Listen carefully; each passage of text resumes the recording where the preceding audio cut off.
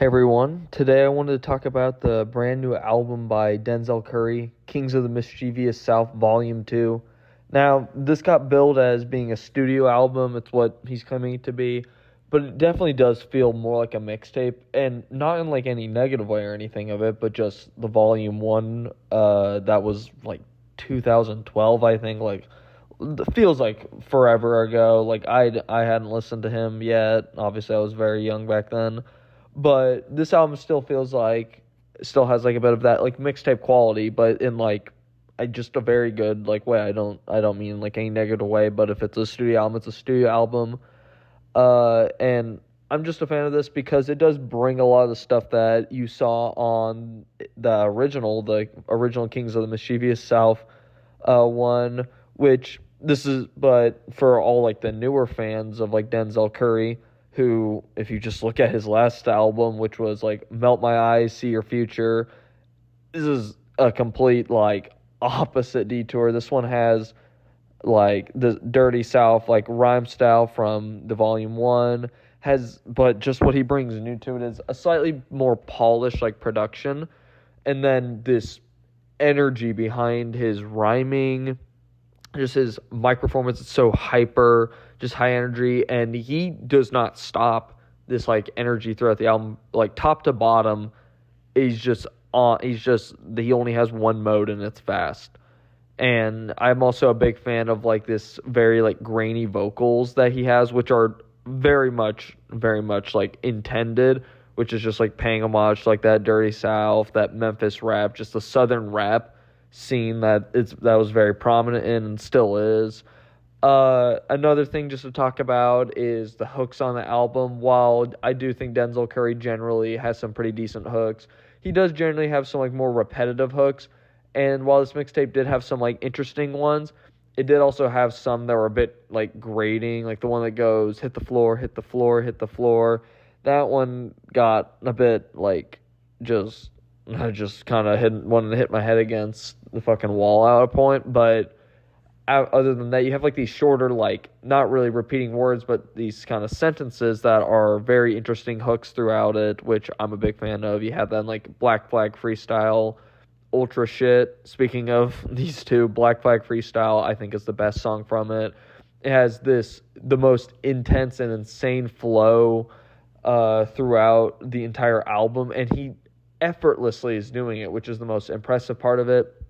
You have the best feature on the album, like just by any standard, like no, you can't argue it. Of like that Mexican OT on it, who just like he stole the show when it came to all the features. Which there were some good features on here. Like you had ASAP Rocky, you had Ty Dolla $ign, you had freaking 2 Chainz on here, you had ASAP Ferg, Maxo Cream. Insane how he stood out of it the most, and I was very much impressed by it. Just very memorable lines on there. And then just speaking about features right now, is this album had a lot of good features. There weren't really any bad features, at least to me, of it. Some of them were a bit weren't amazing. They were at least decent of it. Like the ASAP Rocky one was overall decent. It's an ASAP Rocky feature, so you are going to get a good level of quality in it no matter what, because he does always, in my opinion, always brings quality of it. I do wish his was slightly longer for his feature, just to get a little more there, but I won't complain. But speaking of like wanting more of it, ASAP Ferg, he had a pretty short feature like time on there, and I just wish he had a bit more. Just hear him rap more of it. Just it's always interesting to me. Tia Kareen, her rapping was fine on it, but just I don't know why, I just was not the biggest fan of her vocals on the song. And it's strange considering like her other stuff, she sounds a bit better on that, but I guess just on this it didn't match that well. It just wasn't it. I thought Kenny Mason, he also had a good feature on the song Sked. I mentioned his name before, but Ty Dolla $ign, he has a good feature on Cole Pimp, which kind of impressed me because I'm not like the biggest like Ty Dolla $ign fan. Like I don't hate him or anything of it, but I've just never been amazed by him, and it's not that I was like amazed by him on this like feature, but I was definitely impressed and not expecting the most out of when I kind of saw that the song got announced and then the track list came out and the album got released. And I saw Ty Dolla $ign on it. I just really could not picture how he would fit into this. And while listening to the album, I still couldn't picture it. And then I heard it, and he's got like these auto-tune like crooning in it, which surprisingly worked pretty well with it, in my opinion, on it. The song Ultra Shit has like these just dirty vocal sounds in it that I just love. Like, I can't talk about that enough. I love like the grainy vocals on it, and on Ultra Shit I feel like it's the most.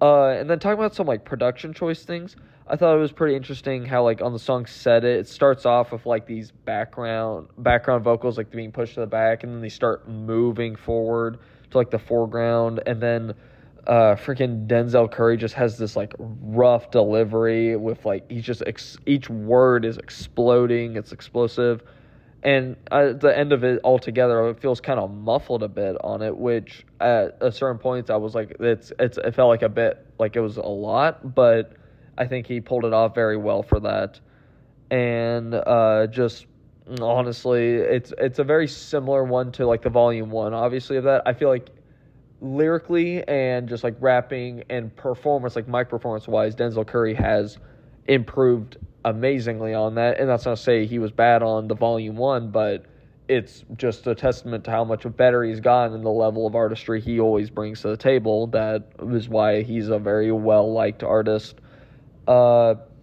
I think Volume 1 was a lot more grainier and a bit like rougher with like the production choices. Like, this was like a debut mixtape or something very early on in Denzel's career of it, so you're expecting a bit of like production to be a bit more polished, but he still manages to keep that like southern rap, southern hip hop like sound to it.